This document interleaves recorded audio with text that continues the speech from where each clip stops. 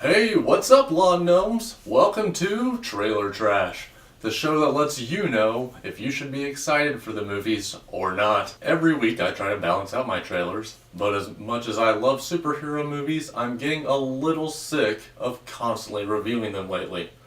So, this week I'm bringing in that's right, four superheroes straight to you. You know, just to rip off that bandage. So, now that we're done with the intro, let's light this candle. First on the docket this week is Shazam, starring an inflatable Zachary Levi. In it, Billy Batson gets the abilities of Shazam, which is an acronym for Solomon, Hercules, Atlas, Zeus, Achilles, and Mercury. So basically they're alternating between Roman and Greek mythology, which I'm strangely okay with. This hero, I'm sure, has many superpowers, but this trailer only appears to feature 3 of them. The powers, of course, being flight, lightning manipulation, and super strength. Okay, they don't exactly show him being super strong per se, but they're trying to make him look the part, so I'm thinking this one's gonna count. And speaking of how they made him look, let's talk about the editing for a minute here. I'm not exactly a fan of that muscle suit.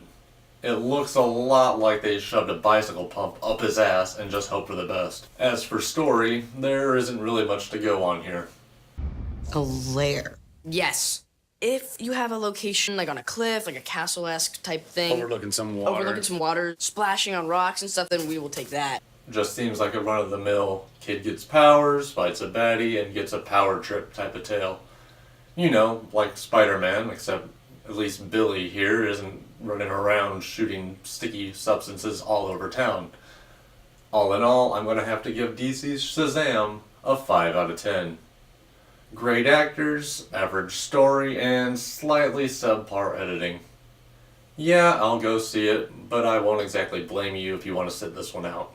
Exactly 1 week after that movie, we're getting Hellboy. No, not that one.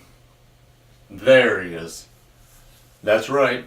In Hollywood's vast knowledge of what fans really want, they decide to keep on rebooting fan favorites instead of continuing on with their stories. This time around, instead of Ron Perlman, we're getting the sheriff from Stranger Things as our shaved, horned hero. I know there are a lot of people out there upset that it's not Ron this time around, but come on people, does it really have to be? I think this one looks pretty good. A bit more wear and tear, which makes me feel like this won't be an origin story. This trailer's still kind of vague on that one. In fact, all we really do gather from this trailer is that it takes place in, I'm assuming, England? Oh, and there is this war going on between a secret organization and creatures from hell. The creatures actually look pretty badass, like what you would expect to find from a Dark Souls movie.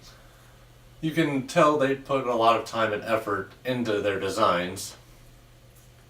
Take this guy for example. You can see the damn veins in his wings, and even see the fine hairs on his arms. Yeah, it's 2019 and I'm assuming it's gender, but it's a creature from the underworld, folks. I don't think it'll really mind. Of course, it's not just these monsters that had care put into them. Just look at Big Red here. How awesome does that flaming crown look?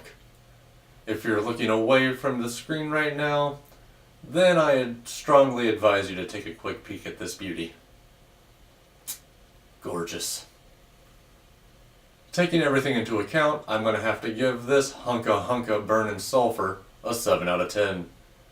I'm excited to see where Harbour takes his version of Hellboy, as well as the amazing fight scenes that we all know are coming. My only fear is that they're going to be retelling this story that we have already heard before in this franchise. We are ending this episode on not 1, but 2 Marvel movies. First, Marvel Light presents X-Men Dark Phoenix. In this, what I believe to be the last X-Men movie to be made under Fox without being completely controlled by Disney, we get to follow a young Jean Grey, played by Game of Thrones' very own Sophie Turner.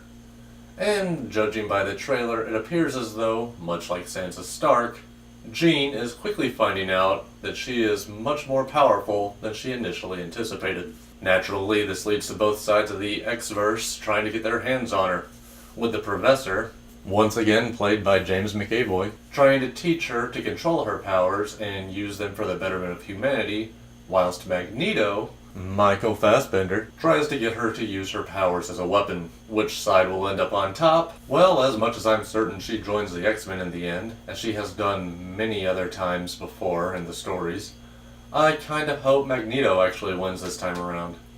Honestly, I feel like he deserves the win. Editing's impressive, but not really any holy crap moments happening in this 2-minute, 10-second rundown. Just standard X-Men edits at this point. Final analysis of this trailer, I'm gonna have to deal it an anticipation rating of 8 out of 10. Honestly, I'm excited to see how Fox is planning their exit. And if it goes well enough, I'm certain that Disney may just keep the cast together. We just have to believe, people. Finally, and by that I mean finally, we are getting a trailer for Spider-Man Far From Home. Yeah, he ash out in Infinity War, and this movie has been confirmed to take place after Endgame, so who knows how they're gonna pull this one off. I do have some theories on that movie, but we're gonna talk about those at a later date, alright? For now, we're here to talk about this trailer.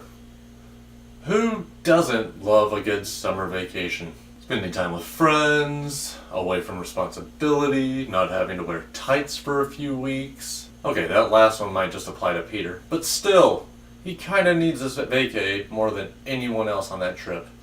Sadly for Spidey, that doesn't seem to last long.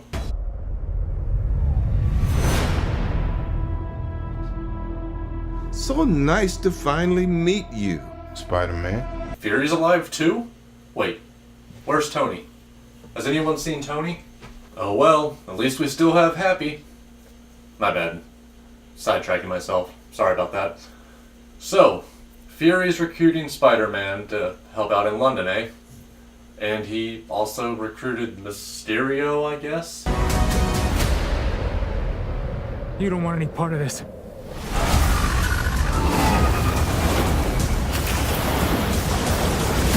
Whoa, hold up. Isn't that kind of looking like Doctor Strange runes there? What exactly are you up to there, Fishbowl?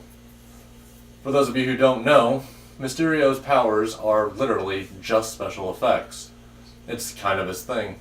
Hell, even those monsters might not even be real. But considering the effects of his powers are directly corresponding to the ability of the actual special effects department, I'm expected to be wowed by the CGI in this baby come time for the big show. Oh, and before I forget, it's really nice to see Peter bonding with MJ and others. Sup, dickwad? Personally, I'm really excited for this movie. So I'm going to have to give it an anticipation rating of 9 out of 10. Not so much because it's a Spider-Man movie, but because it's a Spider-Man movie with my favorite Spider-Man villain. Finally, he's getting a chance. Now it's time to see how one of my reviews stacked up to the actual movie. That's right, it's once again time for Matches Rating Matchup. So, how well did my anticipation of Glass stack up with the actual movie? To be honest, close, but I wouldn't exactly give the movie itself a 9 out of 10. The acting was great, including all 24 roles McAvoy portrayed. And the editing was good, but for the most part, all the big moments were kind of predictable. Except for the ending, but you won't get any spoilers out of me. Final verdict of Glass: if you enjoyed the previous films of this particular franchise, go see the movie. If not, then take it or leave it. I don't think the franchise is going anywhere, so you aren't exactly missing much. As always, folks, be sure to subscribe if you like what you saw. Make sure you comment your thoughts on the trailers discussed below. Oh, and we now have a Twitter. Be sure to give us a follow at tweetingwithmatch. And of course, stay fiery, guys. Bye-bye.